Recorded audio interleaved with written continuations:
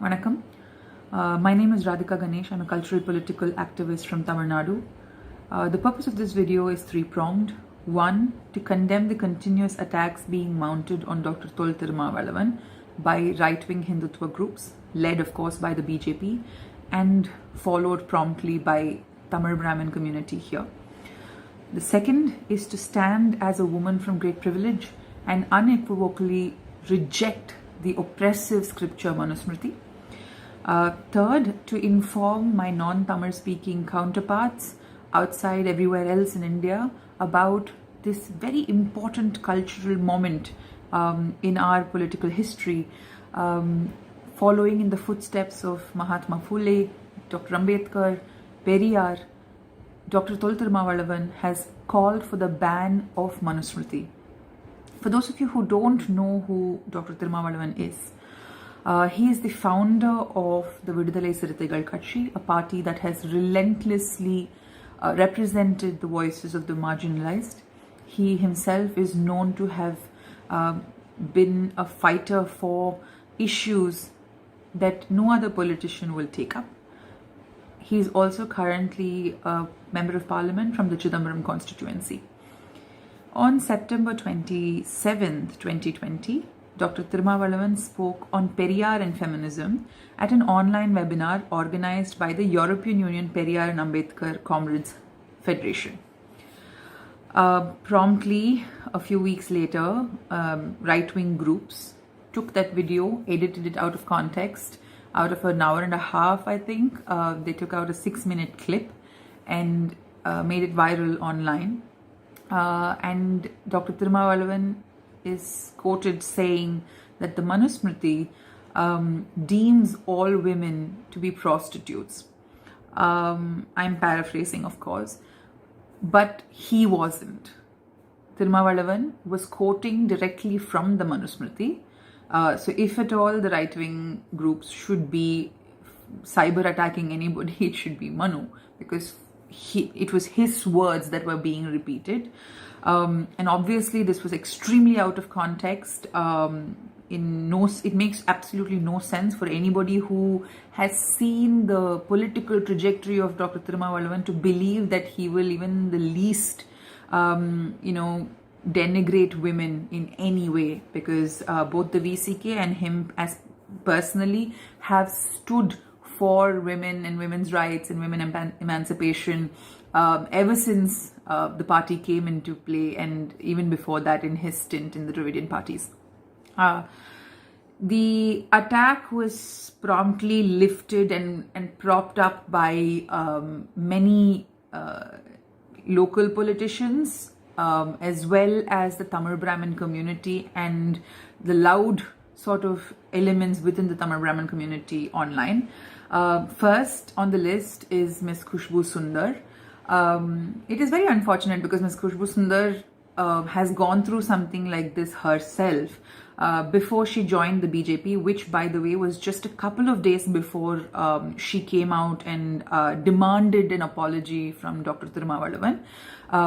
She was initially in a Dravidian party, then moved to the Congress, and 4 days before this attack shifted to the BJP and found this as a very convenient moment to become a loud sort of a representative of BJP Hindutva ideology here in the state. I would like to remind Ms. Khushbu Sundar that she herself was subjected to severely traumatizing sort of backlash by similar groups when she made comments on women and their right, sexual right, a few years ago, actually several years ago. It's surprising that somebody, just because they are trying to, have a political career, can easily forget personal experiences like this.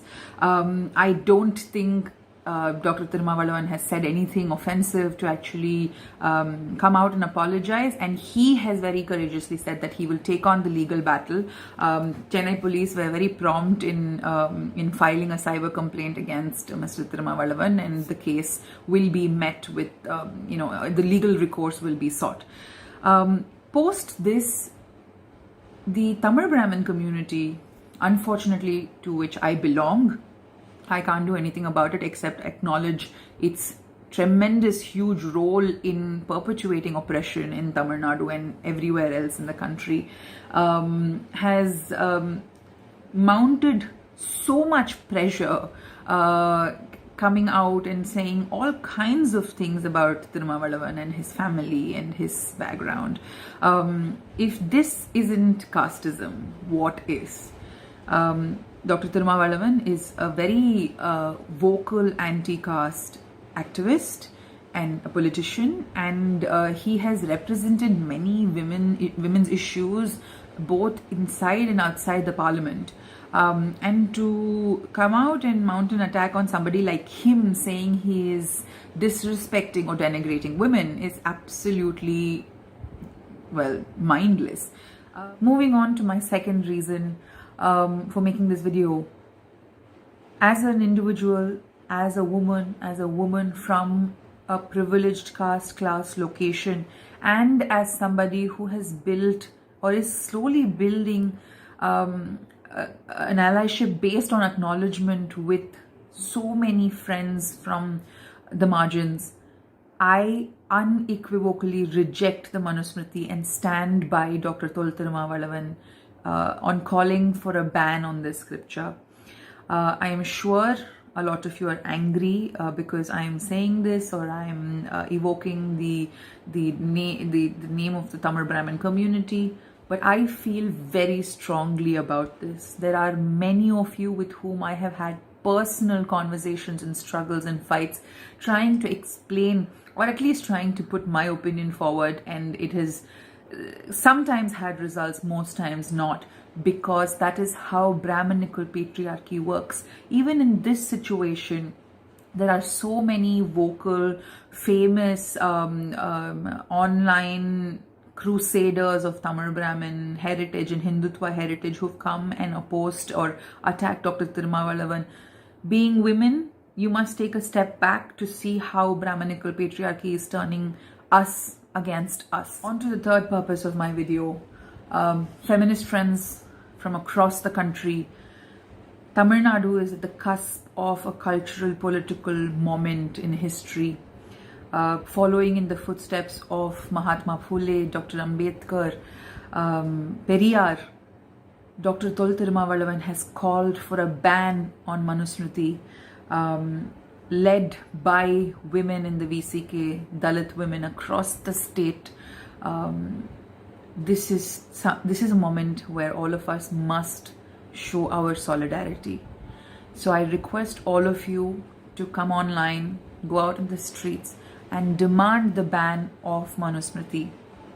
Show your support for this movement and condemn the attack that is being mounted on Dr. Tol Thirumavalavan and the movement of the marginalized here in Tamil Nadu. Thank you for watching my video. Jai Bhim, Zindabad, Vanakkam.